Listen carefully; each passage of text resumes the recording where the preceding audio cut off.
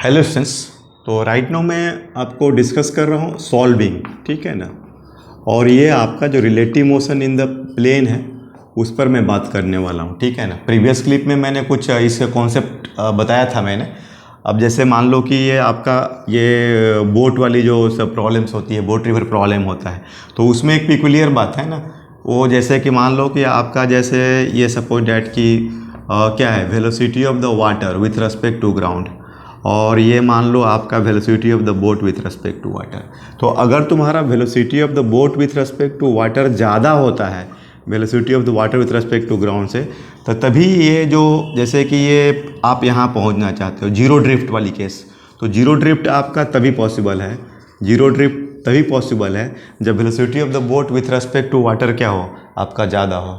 और उसके लिए जो रिक्वायर्ड कंडीशन है, आप जो ये एंगल लेते हो तो sine theta is equal to, हमेशा ध्यान देना है कि ये स्मॉल रखना है और ये रखना है बिग, क्योंकि आइडेंटिटी साइन थीटा जो है आपका वो उसकी वैल्यू 1 से ज़्यादा नहीं हो सकती। तो इस केस में आपका जो बनता है रिलेशनशिप साइन थीटा, तो velocity of the boat with respect to water and velocity of the water with respect to ground, ठीक है। अब मान लो ऐसा होता है कि तुम ये समझो कि अगर आपका ये आप ले लो velocity of the boat with respect to water less है velocity of the water with respect to ground, तो इस केस में क्या होगा, इस केस में तुम यहाँ नहीं पहुँचोगे, कहीं इधर पहुँचोगे, ड्रिफ्ट होना ही है, मतलब जीरो ड्रिफ्ट आपको पॉसिबल नहीं है। तो फिर इसमें क्या होगा कि अब इसको आप मिनिमाइज कर सकते हैं, x equal to x minimum. इसके लिए आपको ये थीटा का कंडीशंस, तो इसमें जब x is equal to x minimum, या बोले तो ये minimum drift, right, minimum drift, तो sine theta is equal to क्या होगा, आपको ये वेलोसिटी ऑफ द, आपको वही ध्यान देना है स्मॉल बाई बी, ये आप ट्रिक जैसा समझ लो। ये ऐसे तो ये इसका एक्सप्रेशन निकाल करके डिफ्रेंशिएट करते हैं मैक्सिमम और मिनिमा के लिए, लेकिन मैं आपको डायरेक्टली बता दे रहा हूँ कि मिनिमम ड्रिफ्ट के लिए भी वही कॉन्सेप्ट आएगा। तो sine theta is equal to, देख लो आपका वेलोसिटी ऑफ द बोट, ये छोटा है तो छोटा वाला रखोगे, and velocity of the water with respect to ground, मतलब ये आप कैलकुलेशन से बच सकते हो, ठीक है। तो ये बोट रिवर का हो गया। अब ऐसे मतलब डिफरेंट डिफरेंट इसमें बहुत सारे इसके अप्लीकेशंस हैं। जैसे आपको सपोज डैट कि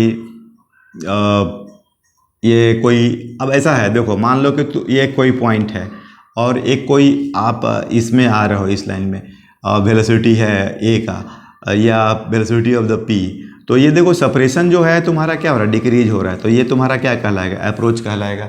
अब यही मान लो कि तुम अगर ऐसे आप वी पी ले रहे हो, थीटा ले रहे हो, तो आपको इसमें दो कंपोनेंट बनेगा, एक तो ये वी पी साइन थीटा, और ये क्या बनेगा वी पी कॉस थीटा। तो अगर सेपरेशन तुम्हारा डिक्रीज हो रहा है, मतलब ये सॉरी यहाँ पर ध्यान देना, ये हाँ, जैसे सेपरेशन क्या हो रहा है, डिक्रीज हो रहा है, तो ये तो ठीक है। और अगर सेपरेशन आपका इंक्रीज हो रहा है तो ये सेपरेशन हो जाएगा, और ये क्या कहलाएगा, ये अप्रोच कहलाएगा, ठीक है। जैसे मान लीजिए कि ये आपको एक प्रॉब्लम दिया हुआ है, मतलब ये वो जो लाइन ज्वाइनिंग का देखना होता है कि लाइन का, जैसे particle A is at rest, ये एक पार्टिकल ए रेस्ट पर है, और ये आपको B is moving with constant velocity V as shown in the figure, ऐसा कुछ दिया हुआ है, और ये बी है, और ये आपको इधर कांस्टेंट वेलोसिटी से मूव कर रहा है, ये थीटा एंगल से। तो आपको find the velocity of separation, तो वेलोसिटी ऑफ सेपरेशन निकालना है। तो आप देखो ये वाला भी कॉस थीटा हो जाएगा, और ये हो जाएगा भी साइन थीटा, ठीक है। तो ये जो आपका इसमें जो वेलोसिटी ऑफ सेपरेशन जो होगा, ये क्या हो जाएगा आपका वी कॉस थीटा, ठीक है ना।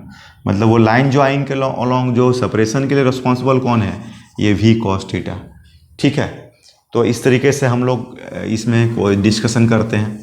अब मान लीजिए कि और मैं एक दो प्रॉब्लम डिस्कस है, जैसे कि मान लो ये एक प्रोजेक्टाइल है, इधर से प्रोजेक्ट किया गया, ये 40 मीटर पर सेकेंड से मान लो, और ये आपको 30 मीटर पर सेकेंड से, और ये मान लो आपको इसमें जो एंगल दिया हुआ है ये 53 डिग्री दिया हुआ है, और ये दिया है 37 डिग्री।